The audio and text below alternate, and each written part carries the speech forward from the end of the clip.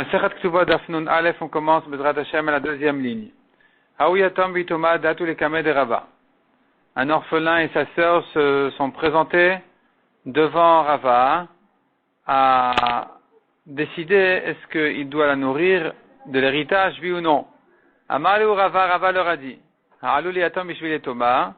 Il a dit à celui qui était, à Poutroupu, celui qui était responsable en fait de l'héritage, il lui a dit de donner à l'orphelin de l'argent qui soit suffisant aussi bien pour lui que pour sa sœur. Il faut que sa sœur aussi puisse se nourrir, même sur son compte. Amri le Rabbanan le Rava. Les Chachamim m'ont demandé à Rava comment tu peux dire une chose pareille. Ve'amar ou de'amar, pourtant c'est toi-même qui as dit, mon maître qui a dit, mimekarke velo mimetaltele. On ne sort que des biens immobiliers et pas des biens mobiliers. Ben limzoné, ben liktuva, ou ben leparnassa.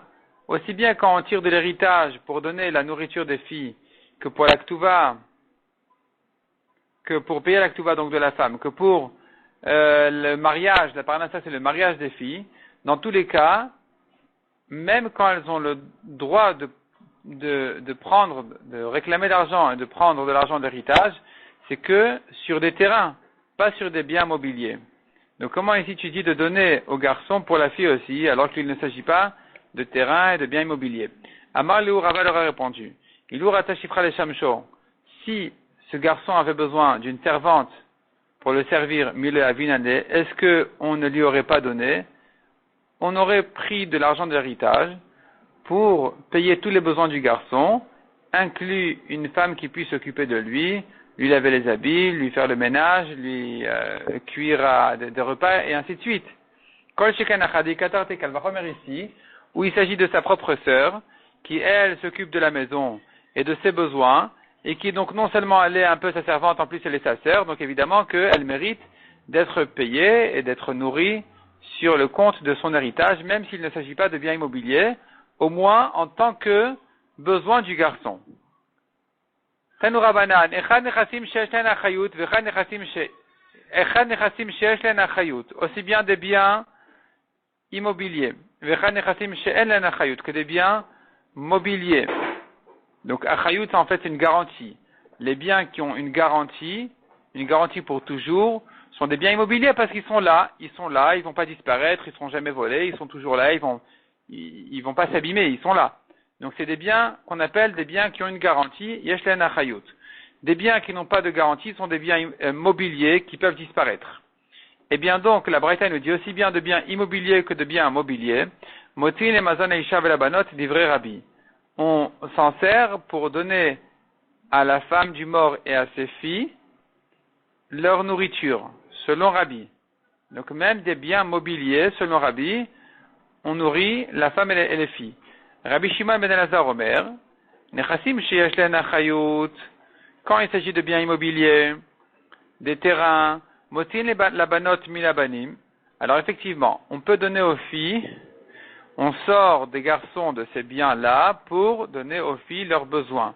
Ou les banot milabanot, ou bien des filles petites, on sort des filles grandes qui se sont partagées l'héritage en oubliant les petites.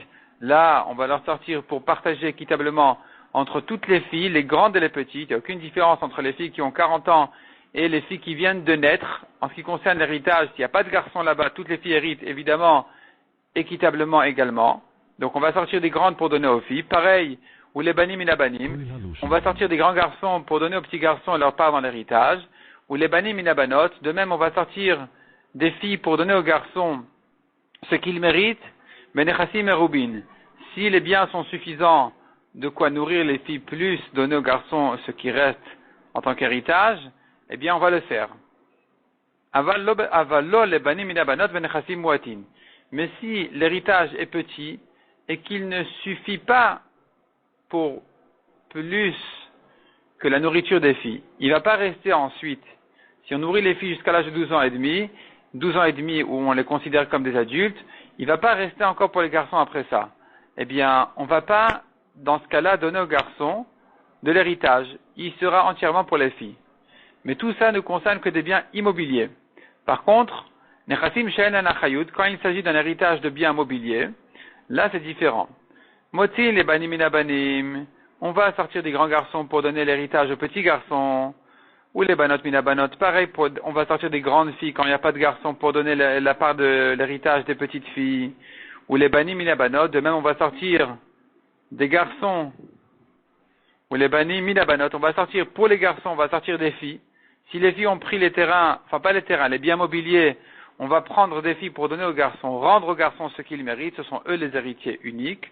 Avalo les banot minabanim, mais on ne donne rien aux filles des garçons. L'héritage est pour les garçons uniquement. S'il n'y a pas de terrain, tout va aux garçons, on ne donne rien aux filles. C'est ce que pense ici Rabbi Shimon ben Elazar. Et la Gemara conclut et dit, Afalgav de Kamalan alakha ki Rabbi mechavero, malgré qu'en général, nous tenons que l'alakha est comme Rabbi contre son ami, s'il est en marloquette contre un autre Tana, on dira l'alakha est comme Rabbi. Hacha alakha ki Rabbi Shimon ben Elazar. Ici c'est différent, l'alakha est comme Rabbi Shimon ben Elazar exceptionnellement contre Rabbi.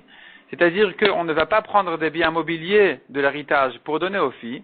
D'Amar Rava, comme ce que Rava a dit, Hilcheta la lachaele, imekar keev l'homme metal tele. On ne prend que des terrains, mais pas des biens mobiliers. Ben lektuva, aussi bien pour donner l'actuva de la femme. Quand son mari est mort, elle mérite de prendre l'actuva, elle ne la prendra que de biens immobiliers. Le reste est hérité aux petits, aux enfants, qui n'ont pas besoin de donner à leur mère ou à la femme de leur père l'actuva. S'il ne s'agit pas de terrains ou de biens immobiliers qui sont vraiment hypothéqués à l'actuva. Ben l'imzoné, pareil pour les maisonnotes, la nourriture des filles. Ben les parnassa, et de même pour le mariage des filles. Elles n'ont de droit que sur les biens immobiliers, les terrains, mais pas les biens mobiliers. Mishnah suivante. Le katav l'actuva. Un homme qui s'est marié, et il n'a pas écrit de ktuva à sa femme. Betula kova mataim valmana mané. Une femme vierge qui s'est mariée, Betula, elle mérite 212. Une veuve qui s'est remariée, elle mérite que un mané, 112. Mais Pneshutnaï Bedin, ça a été institué par le Bedin, c'est comme ça, et donc un homme ne peut pas y échapper. C'est un engagement que le Bedin a institué sur chaque homme qui se marie. Katav la sadeh shave mané, tachat mataimzu. Si maintenant dans l'actuva il est écrit qu'il s'engage à donner en cas de divorce ou de mort, un champ qui ne vaut qu'un mané, que 112, et pas 200, alors qu'elle en mérite 200. Velo katav, là, il ne lui a pas écrit, kol nechassim de itli, il n'a pas écrit dans la ktuva que tous les biens qu'il a, tous les biens que j'ai, achraïn les ktuvater, sont hypothéqués, garants à ta ktuva. Il n'a pas écrit ça. Chayav shutnai bedin, il est quand même chayav parce que c'est comme ça que le bedin a décidé, en général, que tous les terrains d'un homme soient hypothéqués à la ktuva de sa femme. C'est-à-dire que même si après le mariage il va les vendre ou les donner, la femme, quand elle méritera sa ktuva, elle reviendra chez les acheteurs pour réclamer et récupérer ses terrains. Le katavla, si maintenant il n'a pas écrit dans la ktuva, imtishteva yafrekinach, si tu seras prisonnière à farekinach, je vais te racheter, et je te reprendrai comme femme. Il n'a pas écrit cet engagement dans la ktuva, il est quand même chayav de le faire. Et de même, Ube Kohen, quand c'est une femme de Kohen, où il doit s'engager à Adrinach Limdinater, je vais te racheter et te ramener à ta ville, chez tes parents, chayav. Il est quand même chayav de le faire. Il ne peut pas dire, mais je ne me suis pas engagé, regardez, vérifiez dans la ktuva, j'ai jamais écrit une chose pareille. De toute façon, il est chayav, shutnai bedin. C'est comme ça que n'importe quel homme qui se marie doit s'engager. Le bedin en fait une condition de mariage qui concerne tout le monde, peu importe s'il l'a écrit, s'il en était conscient ou pas. Nishbet chayav lifdota. Sa femme a été volée, il a l'obligation de la racheter. Ça fait partie des engagements et des obligations d'un homme vis-à-vis de sa femme. Il est obligé de la racheter. Vim amar aregita uktuvata. Si maintenant il dit, vous savez quoi, je ne vais pas la racheter. Elle a qu'à prendre son guet maintenant prisonnière, je lui paye même sa ktuva comme une divorcée, vetifdet tatsma, elle a qu'à se racheter à elle-même, et no racha, il n'a pas le droit de le dire. Il ne peut pas le faire. Par contre, l'acta chayav le rapota. Si sa femme est tombée malade, elle a pris un coup, un homme a l'obligation de guérir sa femme, de payer tous les médicaments à la guérison de sa femme. Si maintenant, il préfère lui dire, ama aregita uktuvata, thérapeute tatsma, il dit, voici son guet et l'argent de sa ktuva, elle a qu'à se guérir à elle-même toute seule. Rachai, cette fois-ci, il a le droit parce que ça fait partie des mésonotes. C'est comme la nourriture de la femme, les médicaments, sa guérison, c'est comme sa nourriture. De même qu'un homme n'a pas l'obligation de nourrir sa divorcée, il n'a pas non plus l'obligation de guérir sa divorcée. Il a le droit de la divorcer, elle n'a qu'à se guérir toute seule. Par contre, si elle est prisonnière, il est obligé de la racheter. Il ne peut pas dire qu'elle a qu'à se racheter toute seule avec l'argent de sa ktuva, il ne peut pas le faire. Mané, comme qui va notre Mishnah demande à Gemara. Notre Mishnah, elle pense, notre Mishnah qui a dit tout homme est engagé de toute façon à donner 212 à sa femme comme ktuva si elle était betula, ou 100 si elle était veuve. Notre Mishnah pense comme qui? Rabbi Meir Ide Amar, elle va comme Rabbi Meir qui a dit. Un homme qui ne s'engage pas, qui ne promet pas à sa femme betula 212, ou sa femme qui était veuve ou divorcée un mané, il n'a pas le droit d'être avec elle. Tous les rapports qu'il a avec elle, c'est comme du znout, c'est comme des rapports interdits. Donc, on est obligé de toute façon de s'engager sur ces 212 ou ce mané. Un homme ne peut pas diminuer, aller en dessous de cet engagement. C'est ce que notre Mishnah a dit, c'est ce qu'on a vu dans la Mishnah. Même s'il ne lui a pas écrit, il est chayav quand même. De toute façon, c'est un engagement qui concerne tout le monde. Des Rabbi Yehuda, parce que si notre Mishnah pensait comme Rabbi Yehuda, comment tu comprends qu'il est chayav de toute façon, c'est 212 ou ce mané? À Amar, pourtant, Rabbi Yehuda a dit, Ratsa kotev libtulam, si un homme veut ne pas s'engager 212 à sa femme betula, il a qu'à lui écrire shtar shel mataimsus. Il lui fait une ktuva habituelle de 212, mais il kotev etit kabati imcha mané. Elle lui écrit un reçu comme si elle avait reçu un mané. Comme si elle avait reçu un mané ou même plus. Donc un homme, selon Rabbi Yehuda, n'est pas engagé obligatoirement à la ktuva. Si la femme lui dit, je suis mochelet sur la ktuva, je ne te demande pas cet engagement, elle peut lui dire, c'est comme si j'avais reçu tes 212, et lui, il vient, il lui devra rien. De même, il peut écrire à sa femme, en deuxième mariage, il peut lui écrire dans sa ktuva un mané comme tout le monde, et elle lui écrit, j'ai reçu 50 de ta part, comme si elle avait reçu les 50, mais en réalité, il veut dire par là qu'il ne s'engage pas plus que 50. Donc tu vois que selon Rabbi Yehuda, un homme peut s'engager à moins de cette somme minimum de ktuva, 200 pour une betula ou 100 pour une almana. Il peut s'engager moins que ça. Notre Mishnah qui a dit qu'il ne peut pas, ne pense pas comme Rabbi Yehuda, elle pense comme Rabbi Meir. Emma Sefa, je te lis la suite de la Mishnah. Katavla, s'il a écrit à sa femme dans la ktuva, il a écrit comme ça. Il a écrit Sadeh Shaveh Manet Achat Mataim Zuz. Il a écrit donc un chant qui ne vaut qu'un mané au lieu de 212. Le Katav, là, il ne lui a pas écrit plus que ça. Il n'a pas écrit Kol Nechasim Deit Liachein Liktuvater. Tous mes biens, tous mes terrains sont hypothéqués, sont garants sur ta ktuva. Chayav Shutnai Bedin. Il en est quand même chayav parce que c'est une condition du Bedin dans tous les mariages. Donc tu vois que même si un homme n'a pas écrit cette garantie sur ce terrain, il est chayav quand même. Atan et Rabbi Yehuda d'Amar, Achayut Aout Sofer. Ça va comme Rabbi Yehuda qui a dit en général quelqu'un qui a oublié ou qui n'a pas écrit dans un shtar que tous ses biens sont garants sur cette dette-là, il a emprunté de l'argent. Et il lui dit, il lui écrit un shtar comme quoi, voilà, je t'ai emprunté telle et telle somme. En général, on écrit, et voici que tous mes terrains sont hypothéqués à cette dette-là. Ils sont garants à Chayout, tu as une garantie qui est comme hypothèque sur tous mes terrains. S'il n'a pas écrit ça, est-ce que je considère qu'il s'est trompé, c'est une erreur, mais ils sont lui hypothéqués, ou je considère que non, c'est pas pour rien qu'il n'a pas écrit, c'est parce que pour de vrai, il veut pas qu'il soit hypothéqué. Donc là-dessus, nous avons une marloquette Rabbi Yehuda et Rabbi Meir, et cette fois-ci, Rabbi Yehuda est celui qui dit que de toute façon, les biens sont hypothéqués. Achayut taout soferu. S'il n'a pas écrit l'hypothèque des terrains dans un shtar, c'est une erreur, ils sont hypothéqués. Donc tu comprends la Mishnah qui a dit, même s'il n'a pas écrit dans la Ktuva que tous ses biens sont hypothéqués, de toute façon ils le sont. Ça va comme Rabbi Yehuda. Dit Rabbi Meir, parce que selon Rabbi Meir, ça marche pas. Rabbi Meir a dit que la garantie des terrains n'est pas une erreur. S'il n'a pas écrit que tous ces terrains sont hypothéqués, c'est pas pour rien. C'est parce qu'il n'a pas l'intention de les mettre en garantie sur cette dette-là. Or, notre Mishnah dit que de toute façon, tous les biens sont hypothéqués. Selon Rabbi Meir, ça marche pas. Ils ne le sont pas. C'est pas pour rien qu'il ne l'a pas écrit. Donc, notre Mishnah pense comme Rabbi Yehuda. Notre Mishnah a commencé comme Rabbi Meir, où un homme est obligé de s'engager à une Ktuva de 212 ou un mané, elle continue comme Rabbi Yehuda qui dit, mais attention, s'il a oublié d'écrire l'hypothèque des terrains, ils sont de toute façon hypothéqués. Donc c'est le problème, en fait, que la Gemara va nous mener, en fait, à ce problème. Comment résoudre la Mishnah qui commence comme Rabbi Meir et continue comme Rabbi Yehuda? Et où est-ce qu'on voit cette marloquette de Rabbi Meir et Rabbi Yehuda? Alors la Gemara nous ramène ici leur marloquette d'Etnan. Nous avons une Mishnah qui dit, Matashit Rechov, un homme qui a trouvé sur la rue, il a trouvé un shtar, il a trouvé un contrat de dette. Voilà, moi, Reuven, je dois à Shimon une somme de $1000. Il ne sait pas quoi en faire de ce shtar-là. Il ne sait pas qui le rendre à Reuven, à Shimon. On tourne la page. Imiesh ben achayut nechassim. Alors c'est très simple. La Mishnah dit comme ça.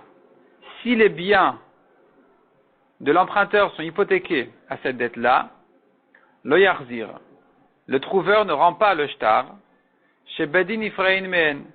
Car le Bedin va se servir maintenant des biens de l'emprunteur pour rembourser cette dette-là. Et alors, et ce qu'on craint maintenant, c'est que même si maintenant, il vient lui-même l'emprunteur et il dit j'avoue, j'ai emprunté. J'ai emprunté, c'est de l'argent que je dois à mon créancier. Je dois cet argent-là, mais que faire, j'ai pas d'argent. Donc allez-y, chez mes acheteurs, servez-vous des terrains que je leur ai vendus et remboursez cette dette-là. Ça paraît gentil, ça paraît sincère. Nous, on craint que c'est un voleur. En réalité, il a déjà remboursé la dette. Ce qu'il veut maintenant, il veut que son créancier revienne se faire rembourser une deuxième fois en prenant les terrains qu'il a déjà vendus. Il va les prendre de chez ses acheteurs et ils vont se les partager ensuite. Donc celui qui a trouvé ce shtar ne doit pas le rendre. Puisque les biens sont hypothéqués, on ne sait pas ce qui se cache derrière cette histoire, et on craint que ce shtar ait été remboursé, même s'il avoue qu'il le doit. On craint que finalement on va se servir des biens hypothéqués, des biens qui ont été vendus, donc on ne le rend pas. C'est ce que dit la Mishnah, le Yarzir, il ne les rend pas chez Bedin Ifrain Men, car le Bedin va encaisser de ces terrains.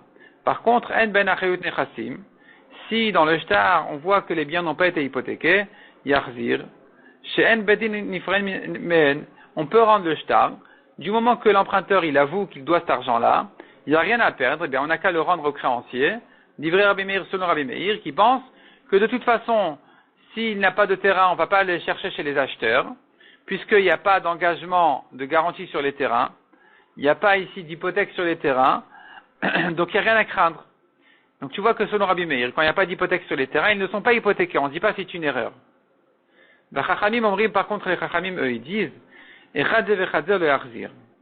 Aussi bien dans un cas que dans l'autre, aussi bien s'il y a l'hypothèque sur les terrains que si c'est pas écrit dans le shtar, on ne rend pas le shtar, parce que de toute façon, chez Bedin Ifrain Men, le Bedin il va encaisser de ces terrains-là, même s'ils ont été vendus.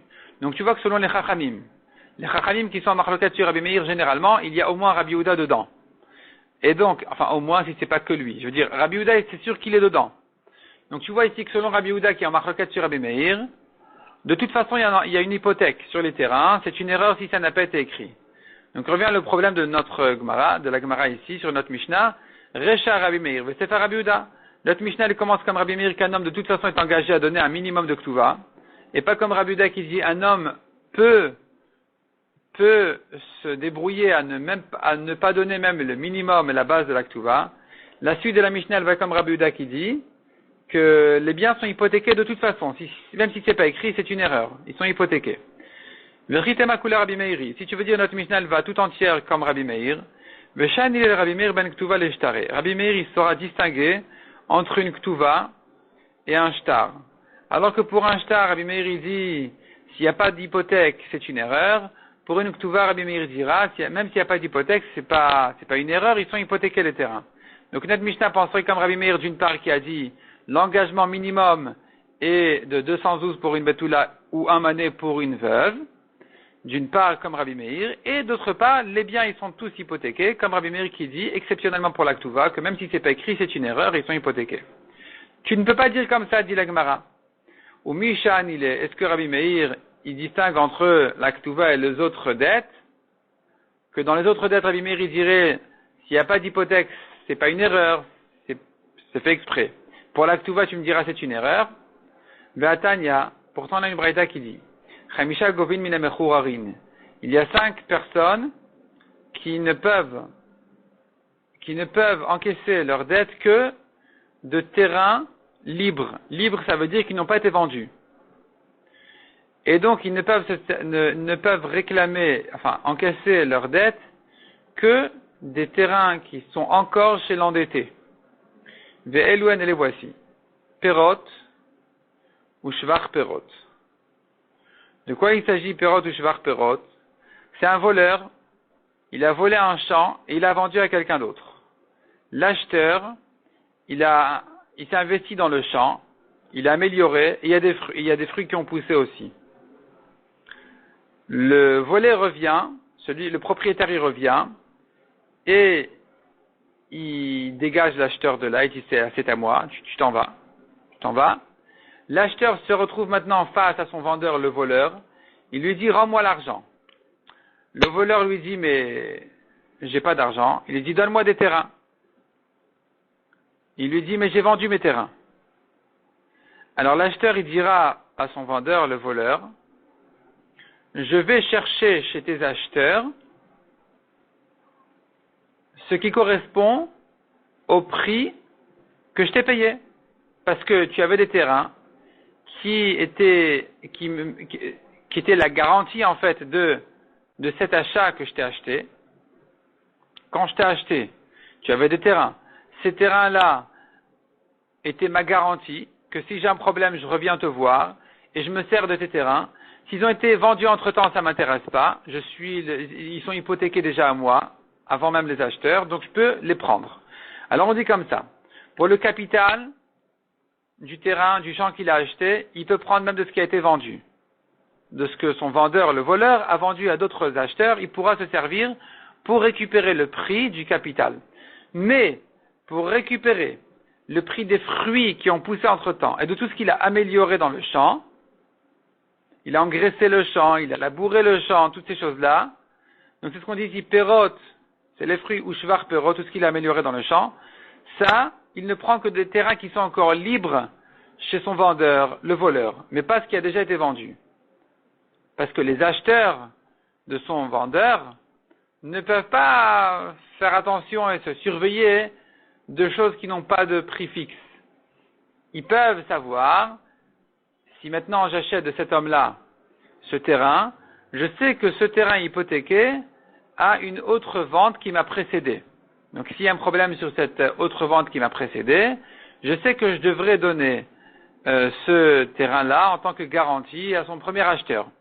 Ça, il peut se surveiller, il peut évaluer, ça lui vaut pas, il prend ce risque, il prend pas ce risque. Mais quand tu me dis tout ce que le terrain a été amélioré par le premier acheteur ou tous les fruits, tout ça c'est des choses qui n'ont pas de limite, c'est pas fixé. Donc on peut pas se servir des acheteurs pour se faire rembourser ce genre de choses. Troisièmement, V'amkebel alav lazunet ben ishto ou bat ishto. Un homme qui se marie en deuxième mariage et il s'engage à nourrir le fils ou la fille de sa femme. Voici qu'il avait des terrains au mariage et qu'ils ont été vendus ensuite. Le fils ou la fille de sa femme se retrouve maintenant sans nourriture. Ils vont chez les acheteurs. Ils viendraient en fait théoriquement ils voudraient venir chez les acheteurs pour se servir de ces terrains-là qui ont été vendus, mais en réalité, on les laisse pas. Celui qui s'engage à nourrir le fils de sa femme ou la fille de sa femme, ils ne viennent que sur des terrains qui sont encore libres chez lui, mais pas sur des terrains qui ont été vendus. Même s'ils ont été vendus plus tard, ils ne peuvent pas les prendre. De même, Get Rov Shenbo Achayut. Get Rov, c'est un shtar Rov. Un shtar Rov, n'importe quel contrat de dette dans lequel il n'y a pas d'hypothèque sur les terrains. C'est pas pour rien. C'est que pour de vrai, on ne peut se servir que des terrains qui sont libres et pas des terrains qui ont été vendus. Ou Ktuva Tisha Shenbo Achayut, de même une Ktuva, la Ktuva d'une femme dans laquelle il n'y a pas écrit de Achayut, il n'y a pas écrit la garantie sur tous les terrains, eh bien les terrains ne sont pas hypothéqués. Si les terrains ont été vendus, la femme ne pourra pas s'en servir. Man shamat le de amar achayut lav taout soferu. Qui est le Tana que tu as entendu dire que s'il n'y a pas de achayut sur le shtar, il n'y a pas de garantie sur les terrains, c'est pas une erreur, c'est parce que pour de vrai, ils sont pas hypothéqués.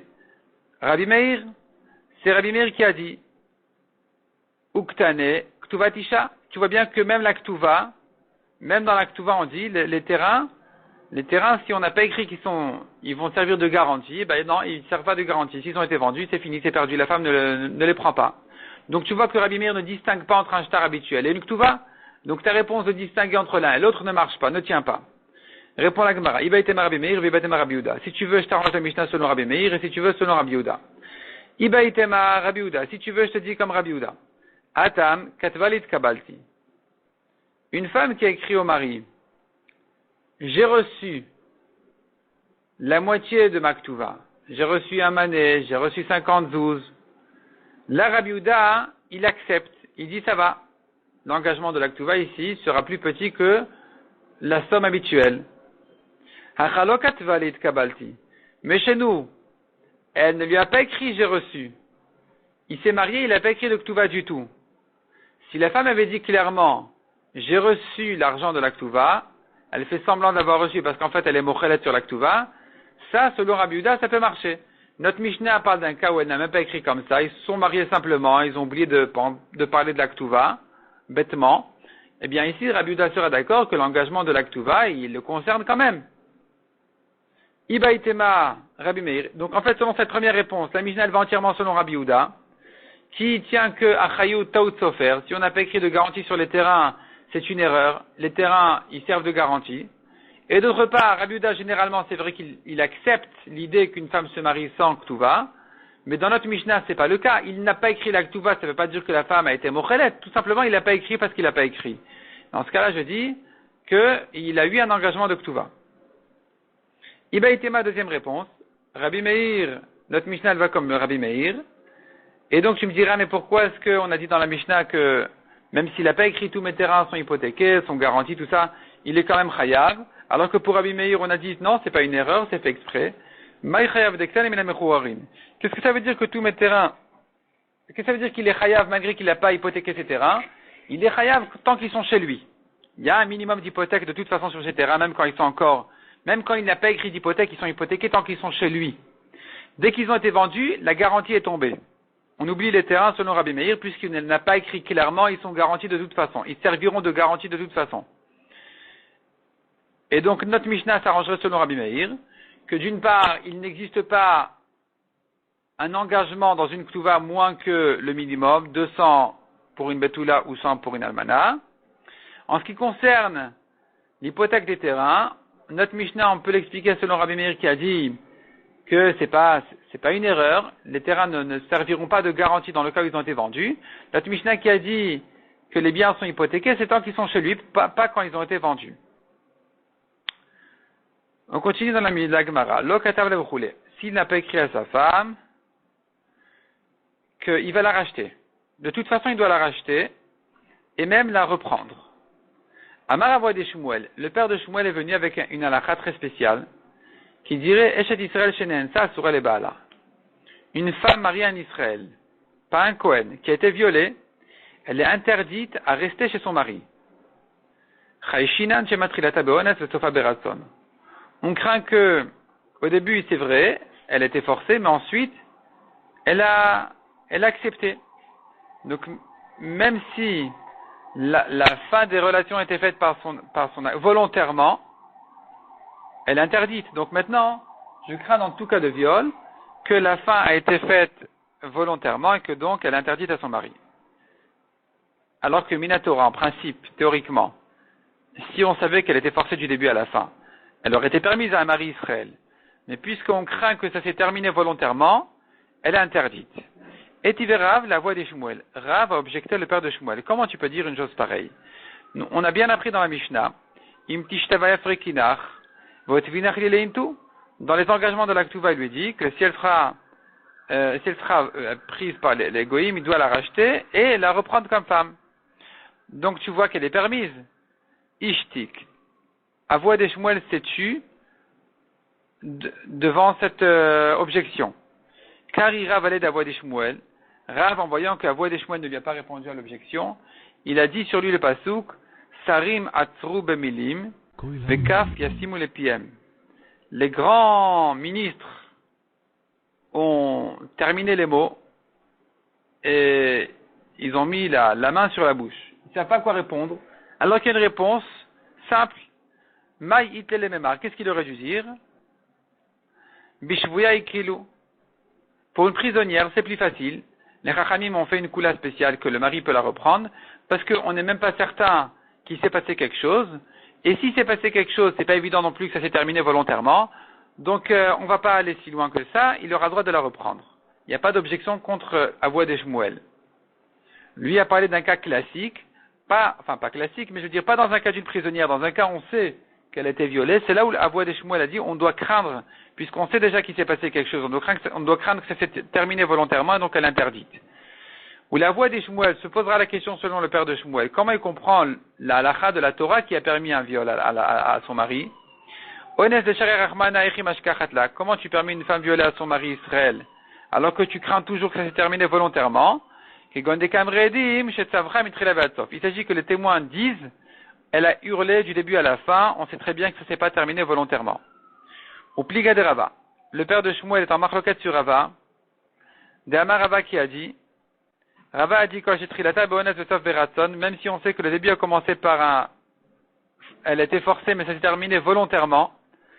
Même si elle dit clairement laissez-le. Elle le dit clairement, donc on sait très bien que ça s'est terminé volontairement. Parce qu'elle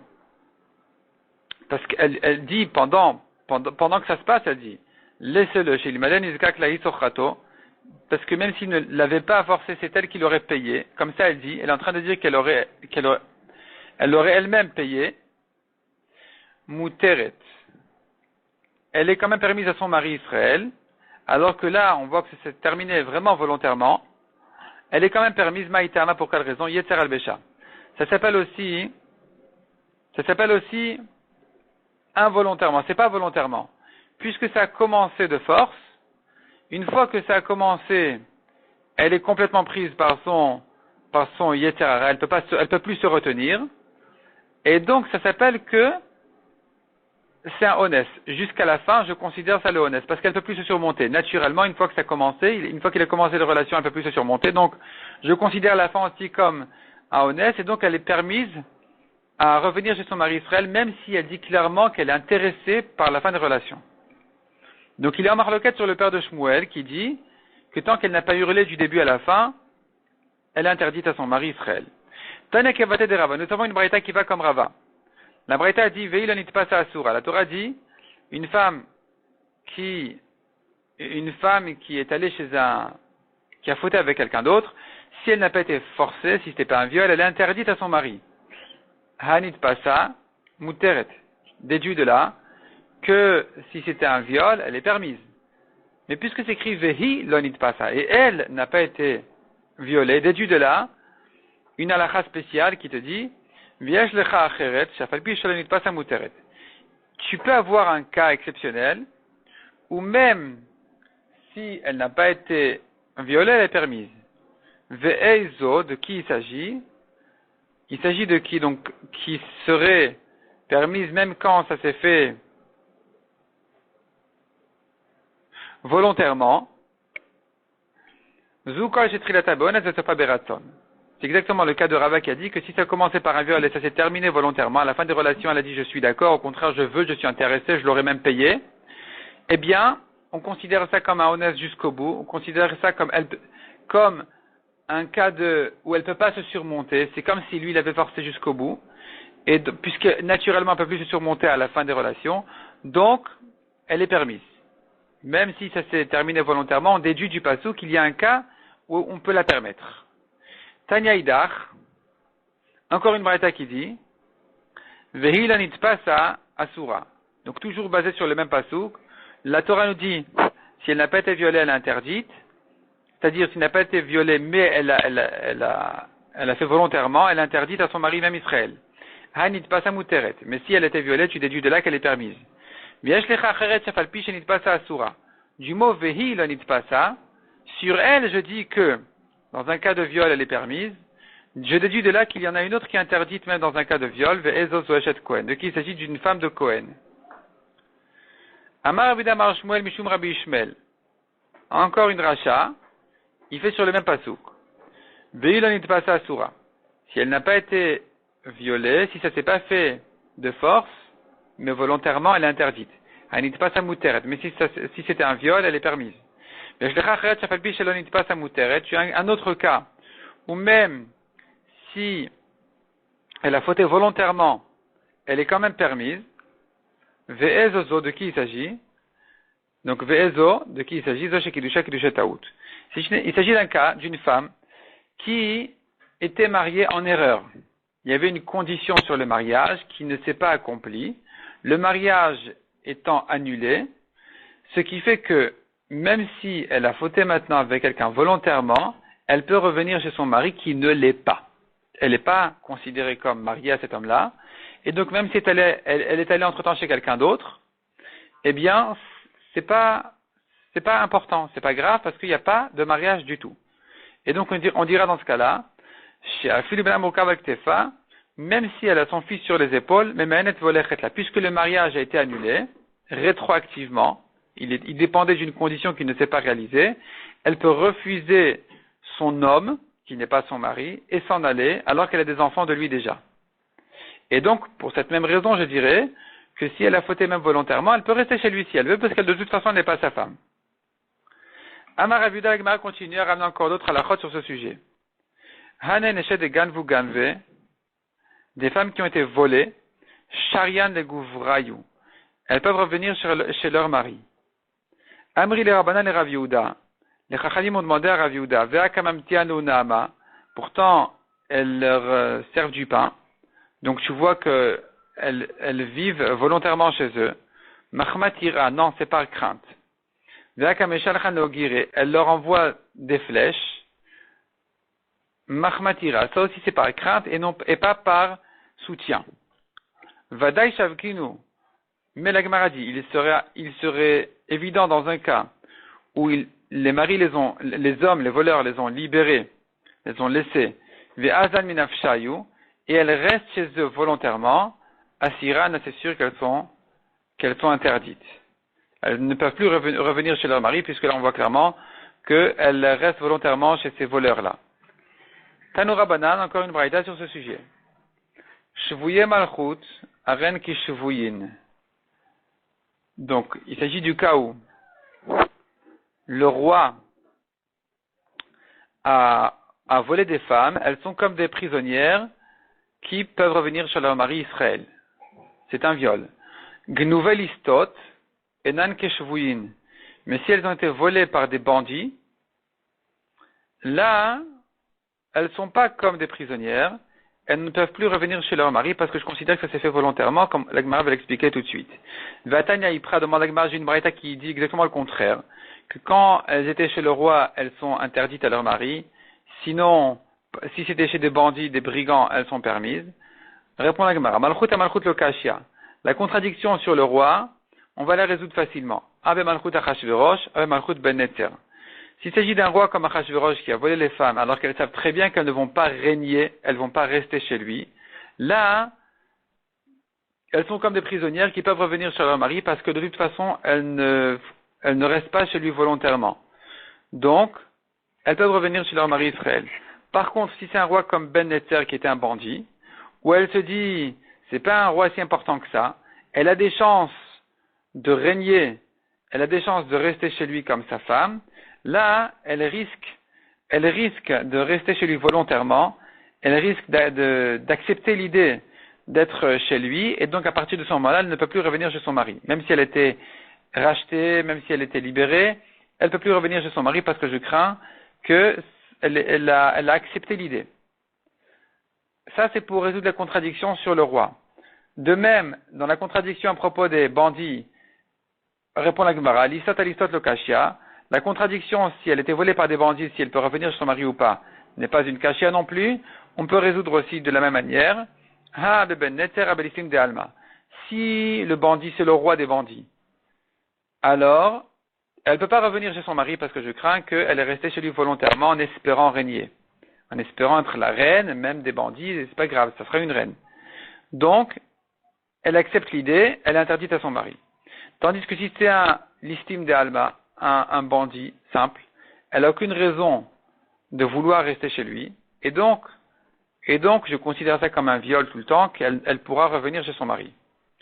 Demande à Gemara ou Ben Netzer, Hatam Kari le Melech, Vacha Kari l'estime. Comment tu comprends cette chose-là, que dans une braïta tu me dis le bandit, c'est-à-dire on a une braïta qui disait, si elle était volée par le roi, elle est prisonnière, elle revient chez son mari. Si elle était volée par un bandit, elle n'est pas prisonnière, elle est interdite. Et de quel bandit on parle? Du roi Ben Netzer. C'est lui le bandit dont on parle ici, où je crains que elle est restée chez lui volontairement. Donc tu l'appelles, ce roi-là, tu l'appelles l'istime, tu l'appelles un bandit. Ensuite tu me dis, dans la deuxième braïta, on a dit comme ça, si elle était volée par un roi, elle est interdite. De quel roi il s'agit? De Ben Netzer. Donc décide-toi, Ben Netzer, c'est un brigand ou c'est un roi? Répond la Gemara. Donc la question elle est au Ben Netzer, Atam Kari le Melech, Ve'acha Kari le listim. Dans la deuxième braïta tu l'appelles un roi, dans la première braïta tu l'appelles un listim, un bandit. Répond la Gemara in. Gaber Achashverosh listimu. La première braïta qui, en parlant du roi, elle parlait de Achashverosh, un roi important. Alors, quand à côté de lui, on parle de Ben Netzer, on appelle Ben Netzer qui, à côté de Achashverosh, on l'appelle un brigand, c'est pas un roi. Tandis que dans la deuxième braïta, on parlait d'un bandit simple. Alors, à côté de lui, quand on parle du roi, ça sera Ben Netzer, effectivement. Gabelistim de Alma Melechu. Quand tu veux comparer Ben Netzer à un bandit simple, tu diras, Ben Netzer, c'est le roi. Quand tu parles de lui à côté d'Achashverosh, tu diras, c'est un bandit. Donc, la première braïta, elle appelait comme ça, la deuxième braïta, elle appelait roi. En parlant toujours du même, le principe il est comme ça, nous avons finalement 3 degrés. Il y a un voleur qui est le roi Achashverosh. Là, c'est sûr qu'elle peut revenir chez son mari parce qu'elle n'espère même pas rester chez Achashverosh. Donc, elle n'a jamais accepté l'idée, elle peut revenir chez son mari. Ça n'a jamais été fait volontairement. Deuxième niveau, c'est Ben Netzer. Un roi comme Ben Netzer, là, c'est dangereux. Elle risque de s'habituer, d'espérer, de rester chez lui, donc elle le fait volontairement, au contraire, pour lui plaire. Dans ce cas-là, elle est interdite à son mari. Nous avons au 3e degré, c'est un bandit simple, un voleur. Là, elle peut revenir chez son mari parce qu'à nouveau, elle n'a aucun intérêt de rester chez lui. Au contraire, elle espère se sauver le plus tôt possible. Et donc, c'est là, effectivement, c'est sur elle qu'on a dit qu'elle peut revenir chez son mari Israël.